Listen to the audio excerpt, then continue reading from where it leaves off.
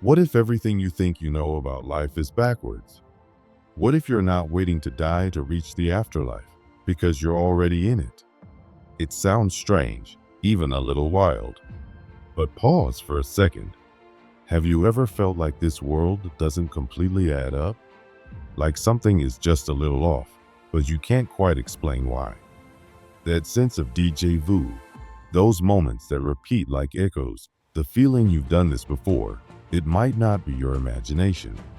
It might be a clue. You weren't just born into this world. You woke up into it, like entering a dream you didn't realize you were dreaming. And here's the thing, dreams, like this reality, are made of thought, of energy, of something more than atoms. In a growing number of scientific circles, researchers are now beginning to say what ancient mystics whispered thousands of years ago. Consciousness doesn't come from the brain. The brain doesn't create awareness, it filters it. You are not your body. You are not even your brain. You are something deeper, consciousness itself. This changes everything. Because if consciousness doesn't come from the body, then it doesn't die with it either. Which means you are not a temporary spark. You are something timeless, something that continues. So if death is not the end, where do we go when we die? What if the answer is, right here, you're already there? Think about it. What if this life isn't the beginning of your story, but the middle? What if you've lived before, and you've died before, and this life is simply the next step, a continuation of a journey you don't fully remember? That ache you feel when you can't find meaning, that hunger for something more, that might not be a flaw in your mind.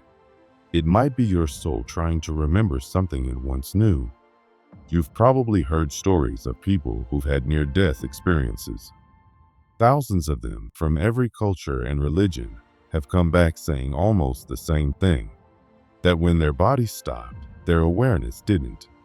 They entered a place that felt more real than this world, a place where thoughts were instant, where emotion shaped everything, where time didn't exist the way it does here. And then, suddenly, they were back, waking up in a hospital or a bed or wherever their life had paused. But here's what's truly strange. Many of them didn't describe heaven or hell. They described this world, but clearer, less dense, less confusing, more connected. They didn't say they went somewhere totally new. They said it felt like they left and came back to the same place, just heavier, slower, like this world was a slowed-down version of the afterlife. And that idea, that life and afterlife might not be separate places, but different layers of the same reality, is starting to find support not just in philosophy or spirituality, but in modern science. Physicists now suggest that reality may be a kind of simulation, not in the science fiction sense of computers and robots, but in the sense that everything around you, matter, energy, space, is made of information. Not stuff, not atoms, but data shaped by awareness. That would mean you're not living in a purely physical world. You're inside a kind of virtual learning ground, and your thoughts, emotions, and choices are the controls. In other words, life is not happening to you. It's responding to you. Every challenge, every painful pattern, every repeating loop, it's not punishment. It's instruction. It's feedback. Like a lesson you keep facing until you finally learn it. That's why some wounds don't feel new. That's why some people feel familiar the moment you meet them. That's why your biggest fears often look like your biggest tests, because they are. Ancient teachings knew this too. In Tibetan Buddhism, there's a concept called the bardo, a space between death and rebirth where the soul reflects, learns, and chooses its next experience. But what if the bardo isn't just after death? What if you're in it right now? What if this whole life is a kind of in-between, a dream state where your consciousness is being refined? The Hermetic teachings said the same, that the universe is mental, that thought creates form. The Gnostics believed our souls descend into this physical world not as a punishment, but as purification, a way to burn away illusions and remember what we really are. That means the suffering you faced isn't meaningless. It's not random. It's not just bad luck. It's part of the process. And the process is about waking up. The truth is, most people don't realize they're already in the afterlife because they expect something dramatic, wings, angels, golden gates. But what if death was quiet? So seamless that you crossed over without noticing? And now you're still chasing purpose, still trying to figure things out, still feeling like you're missing something, because deep down, your soul remembers. It remembers something beyond this. And here's the wild part. If this is a simulation, if reality is made of information that responds to consciousness, then you're not just a character in the game. You're also part of the programming team. You influence the world around you not just by what you do, but by how you think, how you feel, what you focus on. You're creating as you go. This means your pain is not pointless. Your mistakes are not failures. They're part of your evolution. Every emotional wound is a message. Every fear is a doorway. Every coincidence is a clue. And every loop you're stuck in is showing you exactly where you're not yet free. You're not being punished. You're being taught. But the system is subtle. It doesn't scream at you. It nudges. It whispers. It hides the truth in plain sight, in strange synchronicities, in repeated patterns, in dreams that won't let go. And the longer you ignore those whispers, the louder life becomes, until you finally start to ask the only question that matters. Where am I right now? Not what happens after death, but where am I now? Because if this is the afterlife, then everything shifts. Suddenly, the goal isn't to escape this world. It's to understand it, to master it, to move through it with open eyes and a deeper awareness. You stop asking, why is this happening to me? And start asking, what is this teaching me? And then things begin to change. Not always on the outside, but on the inside. The fear starts to loosen. The patterns begin to make sense.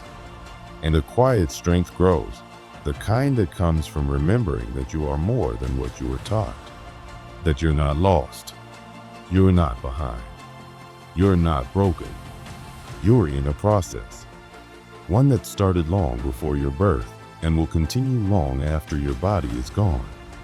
This isn't superstition, it's a framework, a model of reality that connects ancient wisdom with modern research. And what's truly unsettling is not how strange it sounds, but how familiar it feels. You felt this before. You just didn't have the words.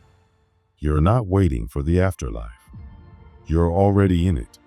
Most people live their entire lives waiting for a sign, waiting for something divine, waiting for the afterlife, as if it begins after death. But what if the truth is more shocking than that? What if you're already inside it?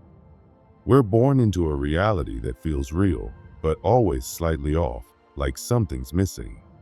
We spend our lives looking forward to some big transformation, thinking it's coming later. But the transition already happened. The veil wasn't going to lift because it was never fully closed. You were born behind it. And the real test? It isn't waiting beyond death. It's happening right now, in how you react to life, in how you treat others, in how you grow through struggle. You don't need a near-death experience to wake up. You just need to start noticing. Look around. Pay attention. The clues are everywhere, in patterns, in people, in pain. The simulation isn't trying to hide the truth. It's constantly reflecting it back at you. But most people aren't really looking. So life repeats. The same wounds, same mistakes, same emotional spirals. It's not coincidence. It's a message. We've been taught to think of time like a straight line, from past to present to future, a clean sequence of events. But time doesn't work like that. Not here. Time folds. It loops. It breathes. What you call the past still lives inside you. What you fear about the future is already influencing your choices. And death, it might not be the end. It could be a curve in the timeline, not the finish line. Look closer at your life. Are you really moving forward, or are you looping? You switch jobs but feel the same emptiness. You leave a relationship and land in the same arguments. You chase new goals but feel the same dissatisfaction. Different faces, same script. It's not just bad luck. It's deeper than that. It's karmic. Not in the sense of some cosmic punishment, but in the simple truth of cause and effect. When your soul doesn't resolve something, it doesn't disappear. It gets carried forward, rewritten into the next version of your life. That's why the same lessons return, even when the details change. If time isn't linear, then death isn't an ending. It's just a change in state, like logging out and logging back in. The simulation resets, but the lesson stays. Think of your life like a dream inside a dream. Every time you wake up, you realize there's more. And the only thing that really dies is your illusion of control. That's why people often say their life changed after a breakdown or a powerful experience. That wasn't just a breakdown. That was a version of you dying and a new one taking its place. You didn't fail. You evolved. Those moments when it all falls apart, the emotional spirals, the sudden losses, the feelings of being lost, those aren't glitches. They're invitations. The simulation is whispering to you, you're looping. Look again. This reality is shaped by consciousness, and time bends to serve your learning. It stretches when you're curious. It tightens when you ignore the signs. That's why the same themes return again and again. It's not random. It's feedback. Here's the strangest part. You've probably already died. Many times. Not physically, but energetically. You've ended whole chapters so forcefully, they left marks on your soul. You've walked away from entire lifetimes, but you carried the emotion, the fear, the guilt into the next one. That's why you wake up in a new life, haunted by things you can't explain. Because your soul remembers. Some people are born into chaos, into pain, into impossible odds. It's not fair, but it's not random either. The test didn't start at birth. It carried over. Your soul's growth path didn't reset. It continued. And what wasn't faced before is here again, waiting, not as punishment, but as opportunity. Because this system isn't about suffering. It's about evolution. And evolution doesn't end with death. It begins when you stop fearing it. The goal isn't to run out of life. It's to wake up within it. Every loop is another chance to respond better, with more awareness, less ego, more compassion. This isn't a single timeline. It's a soul loop. A dream you mistake for reality because you've forgotten that you're dreaming. Once you stop fearing death, you can start living awake. You stop asking what happens after. You start noticing what's been here all along. And if this really is a simulation, and there's growing evidence suggesting it is, then someone built it. But not to trap you, to teach you. It's too intelligent, too synchronized, too deeply personal to be an accident. Even your doubts are part of the code. The simulation doesn't glitch by mistake. It responds to you with eerie precision. It echoes your thoughts, mirrors your beliefs, matches your energy.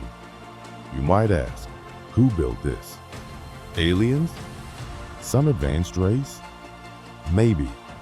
But the deeper truth might be wilder and simpler. What if the architect is, You, a higher version of you, one so expanded it had to split itself into pieces just to grow. You're not just a character in this story. You're the designer too. Every challenge, every joy, every repeated loop, it wasn't random. It was chosen, not by your ego, but by your soul. You didn't come here to be safe. You came here to be sharpened. And that's what this realm is designed to do. Not to break you, but to strip away illusion. To push you so hard, you remember who you really are. Because reality doesn't give you what you want. It gives you what you are. The fear, the anger, the pain, they're not failures. They're messages. Built-in feedback. The simulation isn't here to hurt you. It's here to show you. Show you what still needs healing. Show you where you've fallen asleep. The same patterns repeat not because the world is cruel, but because the code is consistent. If you ignore the lesson, it loops. If you run from the mirror, it follows you. The universe doesn't punish you. It reflects you until you finally stop, look, and choose differently. No one is coming to reveal the truth for you. That's not how it works. If someone tries to show you before you're ready, the simulation adjusts. It buries the truth again. It clouds it with noise. Awakening can't be forced. It must be earned. You have to seek it, feel it, live it. But you're not alone in this process. The system left clues. In books, in dreams, in symbols, in people you crossed paths with and thought were random. They weren't. They were planted. Invitations disguised as moments. And those who make it through the veil, they don't hack the code. They align with it. They become lucid inside their own lives. And when that happens, the game changes. Reality bends in subtle ways. Things just work out. Paths open. Not because you tricked the system, but because you finally understood it. The architects of this world are not gods in the sky. They're not puppeteers watching from above.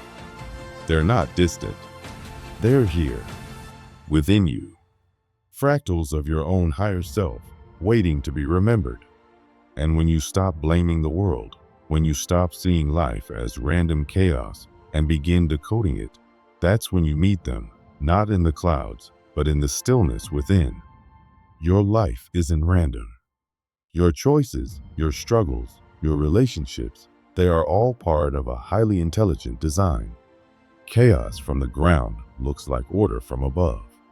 And what feels like punishment is actually preparation. The real test isn't about getting the right answers. It's about becoming more aware. The curriculum is unique to each soul.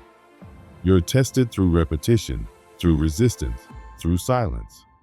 The more you avoid the lesson, the more it circles back. You think you're tired from the grind, but it's not the work, it's the resistance. The constant running from your inner truth. The real exhaustion comes from living the same day over and over with no growth. And deep down, you feel it. That hollow ache in your chest. That restlessness. That feeling that something's missing. That's not a sign of failure. That's the signal. The simulation saying, we're still here. When you're ready. You were never meant to walk through this world numb. You were meant to wake up in it, to decode the frustrations, to see the heartbreak as instruction, to realize your life isn't just happening, it's communicating. Your relationships, they're not accidents, they're mirrors. Your childhood, not random, foundational. Every choice you face, not just preference, soul test. And how you respond. That's the key. That's what determines whether you evolve or loop again. And here's something no one tells you. The system doesn't care how long it takes. There's no rush, no deadline, only patterns. They'll repeat until you respond differently. You don't need to be perfect. You just need to be conscious. We all want peace. But peace comes after alignment. And alignment only comes when you stop lying to yourself. When you admit you've been sleepwalking, that your reactions are automated, that you've been playing the victim in your own story. But here's the truth, you're not a victim. You're a soul who chose this. You clicked, accept, you logged in, and now you're walking through exactly what you need to grow. So stop running, stop numbing, stop pretending this life doesn't matter, because it does. Every thought echoes. Every choice sends a signal, not to an outside God, but to your own future, to the version of you waiting on the other side of the loop. They're still there, still reaching out. They can't pull you through, but they can guide you in dreams, in whispers, in signs. All you have to do is pay attention. There comes a point in your life when you start feeling like nothing makes sense. The job you once worked so hard for begins to drain you. The relationships you trusted become confusing. You feel like you're running on a treadmill, pushing, striving, doing everything right, but going nowhere. You start asking, what's wrong with me? What's wrong with my life? But what if the better question is, what is my life trying to show me? See, most people spend their lives trying to fix what's happening around them. They want to escape the job, fix the relationship, earn more money, find the next solution. But they don't realize that everything they're trying to fix outside is actually a mirror of what's going on inside. Life is not just some random series of events. It's feedback. It's a reflection of your inner state, your emotions, your beliefs, your fears, your unresolved patterns. And once you understand that, everything starts to change. You're not in a test because you failed. You're in it because you're finally ready to pass. This version of you, the one reading these words right now, is beginning to see through the noise. You're beginning to notice the patterns, the loops, the signals you've ignored. That awareness alone is powerful. It means you're waking up. You're not broken. You're just being called to look deeper. Most of us have been taught to react to life, to fight it, complain about it, run from it. We blame the world, the system, other people, bad luck. But blaming the outside doesn't bring peace. It just creates more noise. The truth is, your life reflects you. The stress, the delays, the heartbreaks, they're not punishments. They're signals. They're mirrors showing you where you're stuck, what you haven't healed, what you're being invited to grow through. The simulation, the reality you live in, is not just listening to what you do. It's tuned into what you are. Your state of being, your emotions, your energy, your beliefs create the framework of your life. That's why two people can walk into the same situation and experience it completely differently. It's not about what's happening. It's about who's perceiving it. The simulation reads your frequency, not your words. You can't fake alignment. You can't trick reality. You can convince yourself that you're fine. You can pretend you're at peace. But if deep down you're still afraid, ashamed, or disconnected from your truth, the world around you will reflect that. It's not about acting like everything's okay. It's about getting real with yourself. Because healing isn't about becoming perfect. It's about becoming honest, becoming whole, owning your chaos and learning how to move through it with clarity. When you start making small choices that honor your truth, choosing peace over pressure, choosing rest over hustle, choosing to speak honestly even when it's uncomfortable, something starts to shift. The simulation recalibrates. People come into your life who feel different. Opportunities show up that feel aligned. Circumstances start to match your new internal state. It's not magic. It's resonance. We were taught to think that life is happening to us. but life is happening through us. You are not just a character in some pre-written story. You are the writer. You are creating the next scene with every belief you hold, every emotion you carry, every decision you make. Once you understand that, you stop trying to control everything. You start to listen. You start to align. You start to co-create with life. This world, this simulation, is incredibly intimate. It's not cold or indifferent. It knows you better than you know yourself. It doesn't punish you, it shows you. And what it shows you depends entirely on your inner state. If you walk through life afraid, you'll see threats. If you carry shame, you'll feel judged. But when you shift your inner world, truly shifted, the outer world follows. This isn't wishful thinking. It's how the system works. You don't change your life by forcing it. You change it by changing your signal. That signal is who you are when no one's watching. It's the thoughts you repeat when you're alone. It's the emotions you carry deep down. That's what the simulation is reading. That's what shapes your reality. The people of ancient times understood this deeply. They didn't have words like frequency or simulation, but they spoke the same truth. The Hermeticists said, "As above, so below." What exists within you reflects what exists outside you. Reality is not some faraway thing to be chased. It's an expression of your consciousness. In the Vedic texts, they say the world is Maya, not fake, but illusory in the sense that it hides what's real beneath the surface. The Upanishads teach that the true self-Atman is one with the source Brahman. In simpler terms, the observer and the creator are the same. You're not just part of the story. You're the one shaping it. Even the Gnostic texts, those ancient writings that were buried and hidden, speak of a spark inside you. A divine part of you that's forgotten its power, but is trying to wake up.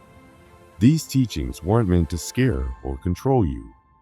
They were never about blind faith. They were about awakening. They were maps, not rules. And now, here you are, in the middle of your modern life. Maybe tired, maybe frustrated, maybe searching for something deeper. And you're reading this because a part of you already knows. You were never meant to just survive. You were meant to remember. Every breakdown, every disappointment, every failure was never just pain. It was a message, a signal, a doorway. This world is not punishing you. It's preparing you to become more conscious, more aligned, more you. That's the test. And when you begin to pass it, not by being perfect, but by being aware, your life begins to change. It's not about escaping. It's about mastering. Mastery isn't control. It's understanding. It's walking through life awake, noticing the patterns, seeing the signs, choosing your responses with clarity instead of fear. Every challenge becomes a lesson. Every person becomes a mirror. Every moment becomes an opportunity to either repeat the pattern or rise beyond it. This path isn't meant to be walked alone. You were never supposed to wake up by yourself. That's why we find each other. That's why this message is reaching you now. Because something in you is ready. And once you begin to remember, once you begin to live from that place of deep truth, your presence alone starts to trigger others to remember too. That's how the system shifts. Not through chaos, through clarity, through millions of us waking up, one by one, until the whole frequency of this world changes. That's the real revolution. Not rebellion, but remembrance. So what now? You slow down. You get quiet. You stop chasing and start listening. And if you're ready for the next step, you go deeper. You follow what pulls at your soul. You don't need to know everything today. You just need to be willing. Willing to feel. Willing to ask questions. willing to see life not as an enemy, but as a mirror. Because once you do, the game changes, and it never goes back. You'll see the world differently. You'll feel differently. You'll move differently. And most of all, you'll start living a life that's not built on fear or noise, but on truth. Not someone else's truth, yours. And that, truly, is where your real story begins.